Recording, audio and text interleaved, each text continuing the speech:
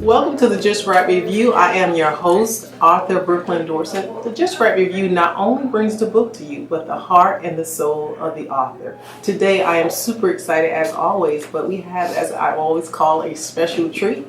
Co-authors, husband and wife. We have Merlin and Shawner English. Thank you so much for being here. So today we're going to talk about a topic that is almost taboo sometimes, I think, in society, but it's very much so necessary. We're going to be talking about separation and divorce. But not only that, but recovery, because there is life after divorce. I want to first start with introducing our authors today by looking at their bios because they are most impressive. You have, first of all, you are co-founders of the Wholeness Coach of New Day Christian Education Center. Is that correct? Yeah. Okay. New Day Christian Education. New Day Christian Education. Merlin has spent over 30 years in corporate America in finance and management. And Shawna, you are, which I did not know this, a life coach. You obtained your Bachelor of Science from the University of West Florida and also a Master's in Education in Curriculum and Instruction from the University of West Florida. That is correct. In addition to that, you both are faithful serving ministers at Point Christian Center Church, which is my church. Yes. And not only that, you also continue to work. You work in finance now, Shawna? Actually, I'm going to have my own business in insurance. Wow, since 1999. And then you have a background in public school education. That is correct. So when I looked at all your credentials, your education, you are more than qualified to do what you do in separation and divorce recovery. Yes. Because you have the experience, you have the education, but most of all, you both have the call of God on your lives. Amen. And so that is what really lets me know that when somebody comes into your presence, they're going to get a wealth of information and they're also going to get direction for their future. So what I would like to do is just kind of move on into the book and how it came about and how the ministry came about. Because I talked with you, I think it was years ago, and I learned something, and I want you to share with our viewers today. How did New Day and Life After Divorce, the Pathway to Wholeness, come about? Okay. All right, I can start that conversation. New Day actually is just that. And even our logo is a bright sunshine in the back. And just saying that life happens to all of us. However, our God is faithful. And there is life after whatever the challenge is in your life. Yes, that's right. New Day actually is a ministry where we go into churches and communities. And we do talk on separation and divorce recovery, finance, and marriage. Wow. Those are the three areas that we focus on. And today, actually, we're highlighting the book Life After Divorce. Right. And it's really to give a person encouragement. Okay. When you're going through separation and divorce, it's a time that you really feel lost. You do. And it's an opportunity to get back on track and realize that life isn't over. That's right. Because you're facing this mega challenge. It is a mega challenge. But you can live after that and live successfully after that. And not only do you know that because you teach it, but you both lived it. You both were married at one point and went through separation and divorce. So I want to start with you, Merlin. How many years were you married? Your first almost 25 years. Not quite 25 years. Wow. So, yeah, it's been a while. Yeah. But, it is God's design and desire for us to live a victorious and prosperous life. Amen. And though life has some difficulties and challenges built in it, as our bishop and our pastor always shares with us. Right. But through God's grace, we can rise above those. Amen. Amen. And Shawna, how about you? How many years? And I was married almost 12 years. Wow. Wow. And but even with that, again, God has been faithful. Yes. And that's where, from out of that pain, God brought something wonderful out of it. Yeah. And that is being able to help others go through that process. After going full circle, a few years later, met the man of my dreams and my life mate. And it's been, everything I went through was worth it. It was worth it. And I'm so glad that New Day is available. We were talking about this last night as we were preparing for the interview. And my husband and I, we were married for 7 years before we separated. We separated for 3 years, and it was a devastation to me. I had 2 young children. They were 5 and 2 years old at the time. A week prior to my husband telling me that he didn't want to be in a marriage anymore, he had brought me flowers. Wow. So I thought everything was going all right. And to hear the information coming from him was that he was not happy and he wanted out. It just completely and totally devastated me. I wasn't working. I was back in school trying to get my last 30 credits towards my bachelor's degree. So I had these 2 babies, and I was trying to navigate my life all over again. And I wanted to talk to anybody who was willing to talk to me. Yes. So I would commute back and forth to school. I lived in Jersey, was working, going to school in Manhattan.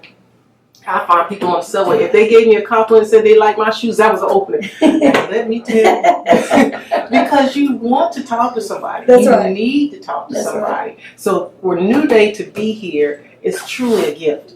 It's a blessing. So I'm glad that you took what you had as ashes and turned it to beauty. Yes. And I love the cover. It's the sunshine. It is definitely beautiful. So let's talk about the book a little bit and highlight. And you started the book off. I was really taken aback about the statistics of divorce that you share in the book. And if you would just share with our audience what are those numbers as far as marriage and divorce rates?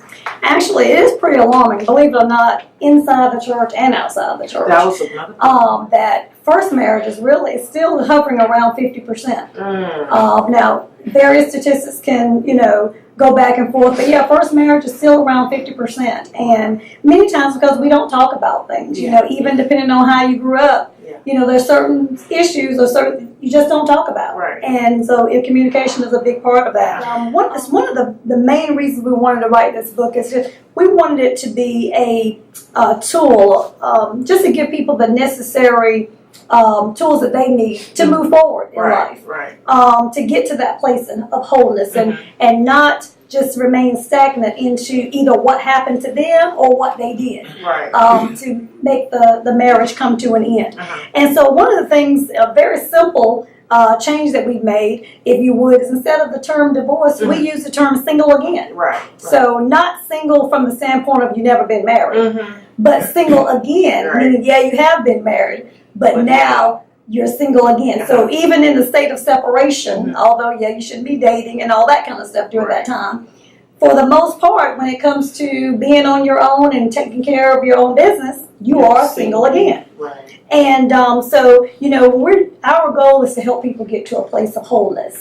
And that place, kind of the definition we use in the book for that place of wholeness, and I'm actually going to read it just the way we have it, is, if you're separated, although you're not divorced, for the most part, you are single again. And so you must learn how to be single or whole. Therefore, our goal is to give you the tools to become single or whole, which means that you are unhurt, you're restored, you're intact, you're free from deformity, and mentally and emotionally sound, so that you can become a separate, unique, and whole individual, unbroken and undivided. That is good stuff. And I think, you let me know if I'm not on the right track here, the reason why the statistics are so high, and even after subsequent marriages, the statistic goes up even higher, we haven't gotten to that place of wholeness. That's right. So you weren't whole to start with, so you didn't have, that's why you have a 50-50 chance. That's right. So that's why your ministry is so important. If someone is going to recover and go back and try to be married again, then they have to become a whole person first. That's right. And that will increase their chances of having a successful marriage. Exactly. Wonderful. Exactly. Wonderful.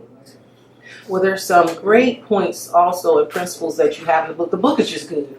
I'm just telling you, you need to go ahead and get the book if you're going through a tough time. And at the end of the show, we will tell you how to get into contact with them and how to get a hold of the book. But to just bring out some points, the first one I love so much was accountability. Because as I said earlier, I was completely shocked and surprised when my mate came to me and told me this. But I still was accountable. Yeah.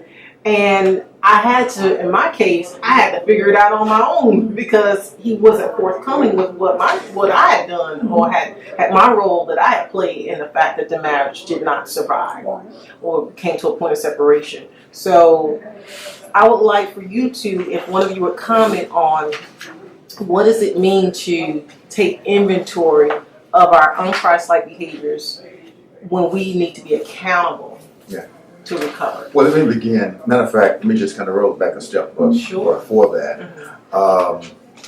No one's perfect. That's right. No one's perfect. So And true. so in any situation where there's been some measure of loss, of change of the nature of separation or divorce, there's blame to go around. Right. And if you acknowledge the reality of that, then that's one of the first steps, if you will, to you being able to grow, you know, and to begin to deal with that situation appropriately. Matter of fact, one of the items, areas, or topics we will hopefully be discussing later would be the topic of unforgiveness. Right. Right. And acknowledging your role in the situation is a very important step to begin the journey of unforgiveness or moving past unforgiveness. And we'll talk about a little bit more about that later. And so that's very, very important. Perhaps, Shawner, you can share with us a little bit on Taking inventory. taking inventory. And really taking inventory is really making an honest assessment of yourself. And what that means, I know some people may hear that and say, well, I didn't do nothing. He ran out on me. That's what we You say. know, or she ran out on me, or she, you know, and you know, who knows? Maybe it was 95% one, 5% the other. Right. We're not even looking at that. Not even looking at, you know, taking score, if you would. That's Just what was your part? How was your attitude through it all, throughout your relationship? You know, were you that person where now your spouse couldn't do or say anything without you just jumping on their case? Were you that person that was just very, very hard, you know, to deal with? Were you that person that was really, really sweet? You realized stuff was going on for years, but you never addressed it. Oh, that's good. You know? Yeah. So just taking that person, just be honest with yourself, because you're not going to get to that place of wholeness if you don't first look within. That is so good. You know? So taking the inventory, just simply being honest with yourself. And we say that several times throughout the book.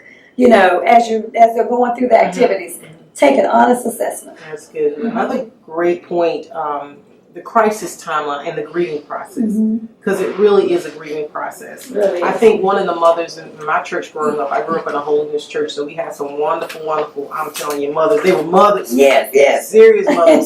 But I did go through, we didn't have the extensive, you know, marriage counseling or the marriage, premarital classes.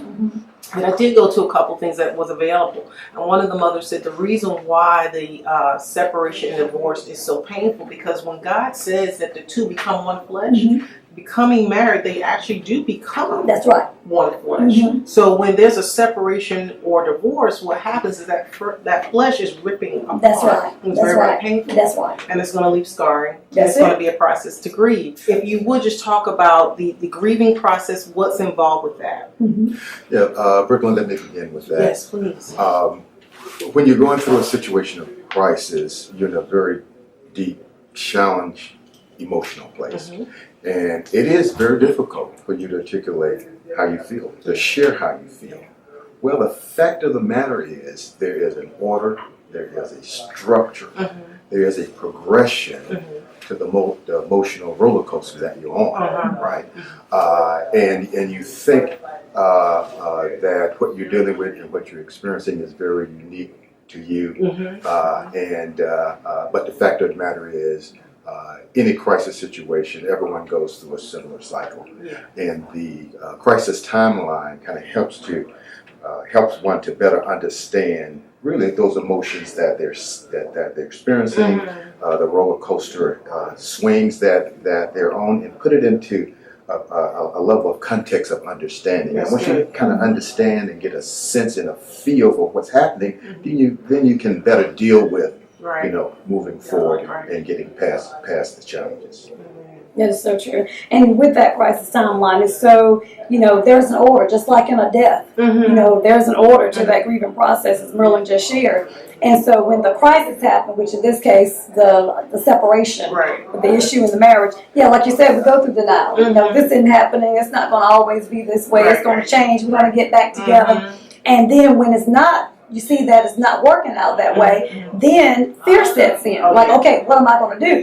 You know, what are the next steps? Like you mentioned, you know, having children and not working at the time. And so now that fear also breeds now anger. You're angry that you're even in this situation. Now you're mad. Now you're mad that you're even in this situation at all. But then later, as you go through that process, then you get to bargaining.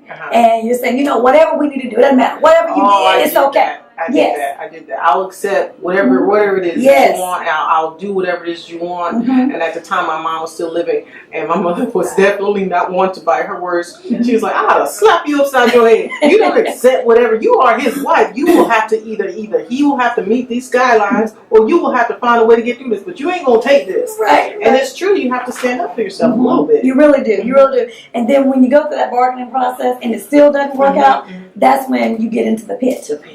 That's the bottom of the barrel, so to speak, and that's when depression sets in. And that's the area that is the time we're going to talk about it in just a moment here. But that's the area that, you really do have to watch. But from there, once you get through depression, you get to the point where you can just accept this is the reality.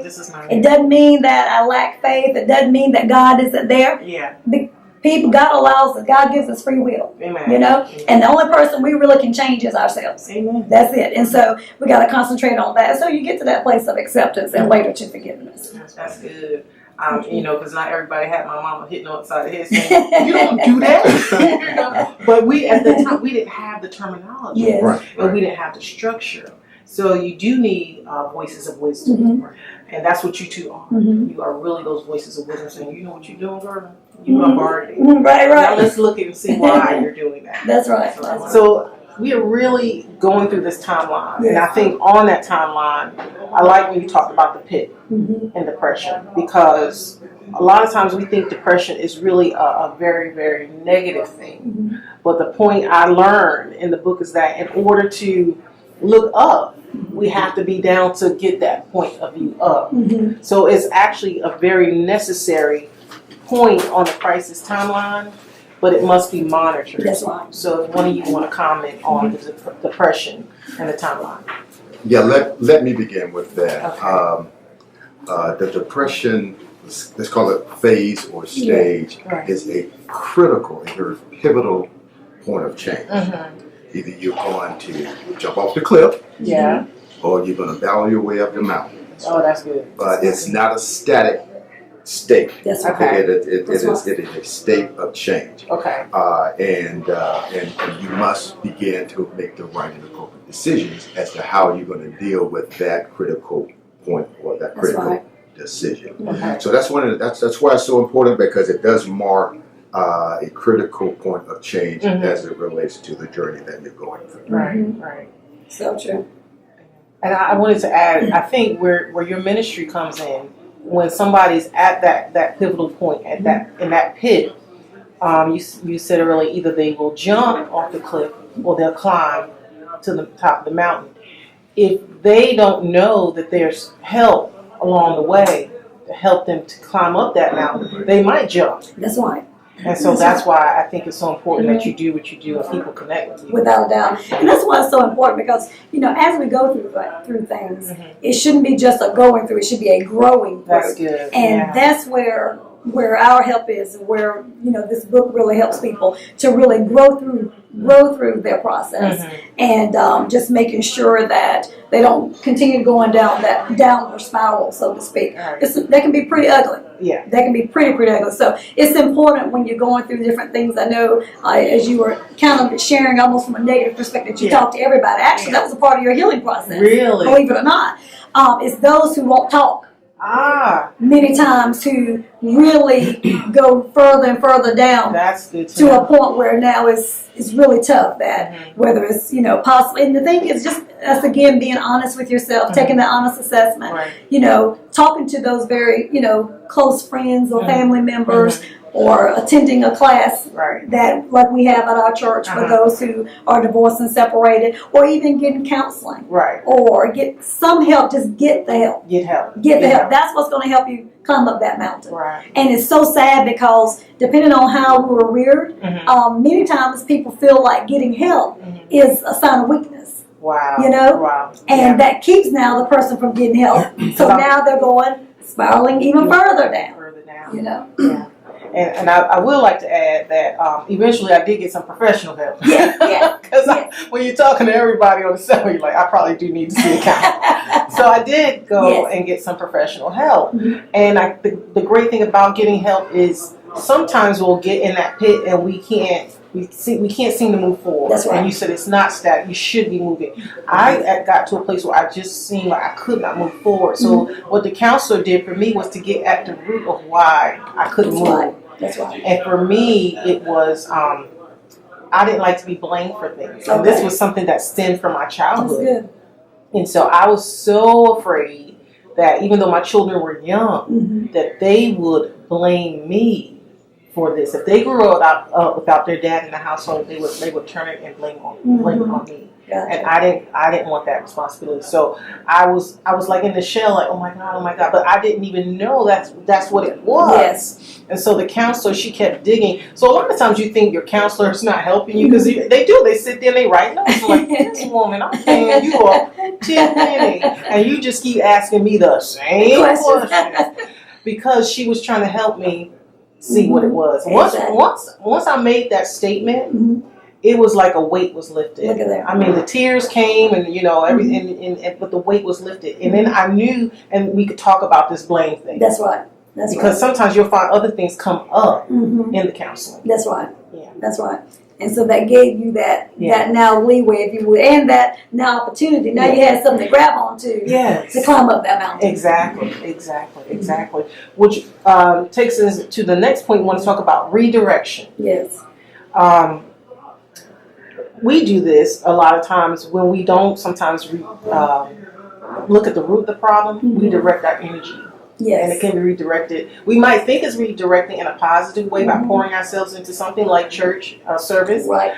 And like at my church, I've seen this a lot where we had faithful members. I mean, they was there when the doors opened and when the doors closed. And growing up in a holiness church is always open. That's right. There's always somebody at the church. And and that's not a bad thing, but they were having faithful, I guess, relationships to the church. Right. But not healthy relationships with one another. That's right. And the marriages were not happy marriages if they were married. Right.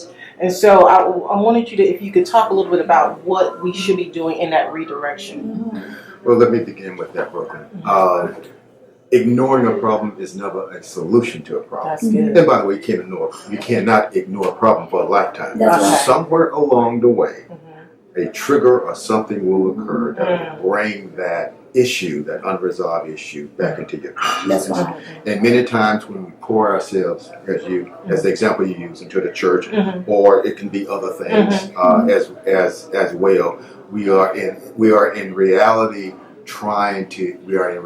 because it's a painful and a difficult situation, ignoring the resolution of that problem. But again, ignoring the problem is not going to resolve the problem. Right. And regardless of how diligent we are in our efforts to ignore it, it will show itself somewhere in our future. And so we need to keep that in mind. That's right. And like you were saying, people put their attention in the church. Sometimes it's putting their attention into just their children. They're kind of living vicariously through their children, or maybe it's work. So now they become workaholics. And it's really about, basically what they're doing is trying to just get a hold of things. In other words, the things that they have control over, since you're not, at the moment, you're not having control of that relationship, it's like you pour yourself into those things that you do have some control over. And you feel that that's taking care of things because, it may be you're misdirected right now because you're just not, as Merlin was saying, you're just not dealing with the issue. So it's important to address the issue. It's important to address just hit it head on because that's only going to make you better and wiser. It's going to make you a better person, to really grow through. Because if you're not, what will happen is you'll go into another relationship and the same old mess will resurface. It will. Same gravy just warmed over. Oh, that's good. It's the same thing every time. So that's why many times you'll see a person. They've been married 2, 3, 4, 5, 6 or more times. Wow. But that's because, like you had said earlier, they've not gotten to that place of wholeness. There's still things that are there that has not been dealt with. And at some point, like Merlin said earlier, something's going to trigger it. It's going to come back up. It's going to come back. It's going to come back. So you've got to get to the root of it. And there are so many principles in the book. There really, really are. We're just hitting on some of the ones that really spoke out to me. But when you read the book, something might really touch on something that will speak out to you. So it's important that you get it. But one thing I think we all have to get for sure is this principle of forgiveness. Yes. So I don't know who wants to start with that, but this is a good one right here. Yes. I'll begin. Okay. Yeah, unforgiveness. First of all, let me begin by saying that forgiveness is not a feeling; it is a choice that you make. Right? And so you need to acknowledge and realize the reality of that. And one of the challenges I think we have in coming to a place of forgiveness is that unlike the other issues in the relationship, be it finances, be it how you calibrate, the kids and visitation and all those things, maybe just how you manage a household now that you are single again, etc. Those things are going to work themselves out. Okay. If you don't address them properly, perhaps not to your good. If you address them properly, you can be successful and effective in it. But they're going to come to a conclusion. However, this issue of forgiveness is all within you. You think it's about the other person, but really it is all about you and the choices that you're making. Right. And in that there aren't any external pressures to force a resolution, the state of unforgiveness can fester for a lifetime if you do not address it properly. Right. It is a choice that you make. It is not a feeling.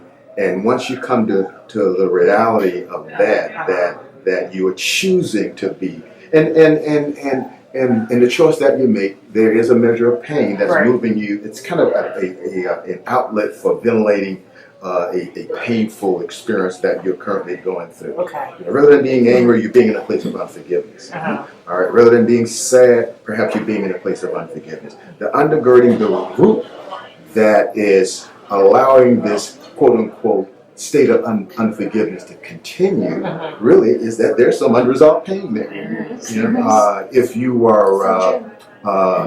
are not feeling pain, then you can't forgive. Right. And so I guess the critical part of one of the critical points to understand about unforgiveness is, one, again, it is not a feeling, because we want to kind of like feel good and say, well, somehow that validates the fact that you forgive me because you don't feel hurt. Right. Well, you can forgive and still feel the pain. That's right. Yeah. Because it is a choice that you make. Okay. A choice that you make in terms of how you deal with that person. Are you building them up versus tearing them down, right?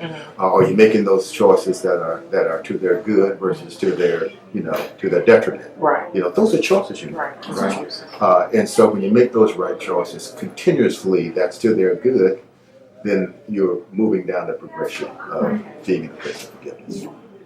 I'm sorry. And I was going to say, the interesting thing about that too is that as you continue making proper choices, even though you may not feel it at the time, but as you choose to make the choices, what will happen is your feelings will eventually catch up. Well, that was what I was going to say, because it's a tricky slope. It is. Because you did this to me. Right. I still don't like you. Right. However, you're not going to. I don't have you owing me anything. That's right. I free you from owing me anything. That's right. I still don't like you.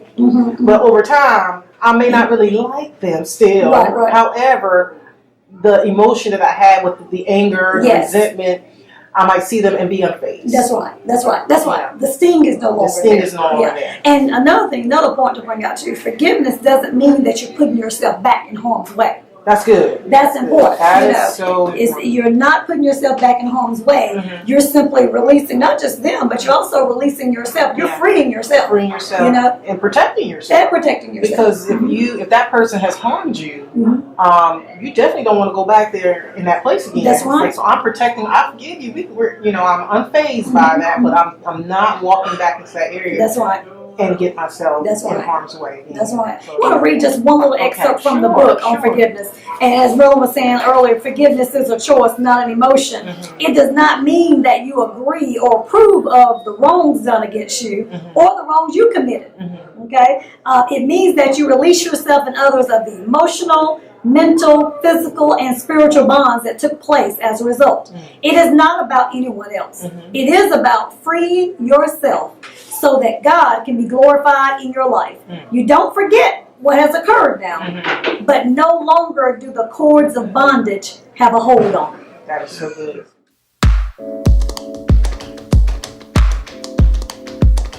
And there's this little thing in the Bible that said God expects us. I Yeah. mean, one thing that's real, there's some things in the Bible we may kind of bring, lack a little clarity of understanding.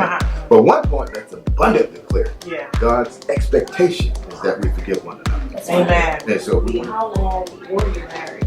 I was married for 16 years. Well, we were together 17 years, and we were married 13 years. Okay. We have a 5-year-old son. Overall, we really refer to each other as each other's soulmate, and we were. Yeah. Actually, I was the one that left the marriage. Okay. After 5 years of living on one side of the house and I was on the other, it became too much.